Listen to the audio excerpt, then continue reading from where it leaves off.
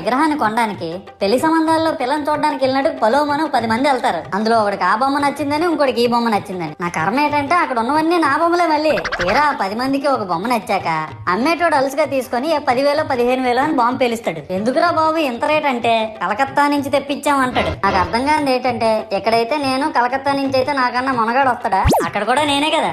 ఇలా నన్ను బజార్లో పెట్టి బేరం ఆడి నా మొహానికి ముసుగేసి వ్యాన్ ఎక్కిస్తారు. ఆ వ్యాన్ డ్రైవర్ గాడు నేనున్నానని కూడా చూడకుండా ఏదో ఆలోచించుకుంటా డ్రైవ్ చేస్తా. గతకల్లో గబ్బి గుబ్బి మన తించేసి నా కాల్లో చెయ్యి ఎరగొట్టేస్తాడు. ఈ విషయం చందాలు ఇచ్చిన చిన్నోళ్ళకి తెలిస్తే మళ్ళీ ఇరిగిపోయిన బొమ్మ పెట్టకూడదని ఏ బొమ్మ రాసి కవర్ చేసేస్తాడు. సరేలే జరిగిందేదో జరిగింది, నా భక్తులే కదా, కూల్ బ్రో అని చిల్లయ్యే లోపు నన్ను పందిర్లో పెట్టి ముసుగు తీసి నాకన్నా పొడుగుండే సౌండ్ బాక్సులు 2 నా చెవులు పక్కన పెట్టి డీజే గణేష్ బ్రో అని చెప్పి నా పాటలను కూనీ చేస్తారు. సరేలే పిల్లలు కదా, ఇప్పుడు కాకపోతే ఎప్పుడు ఎంజాయ్ చేస్తారు, కాసేపట్లో పూజ స్టార్ట్ చేస్తారని వెయిట్ చేస్తా ఉంటే ఆ 5 రూపాయల వ్రతకల్పన బుక్ చూస్తే ఎక్కడ లేని కోపం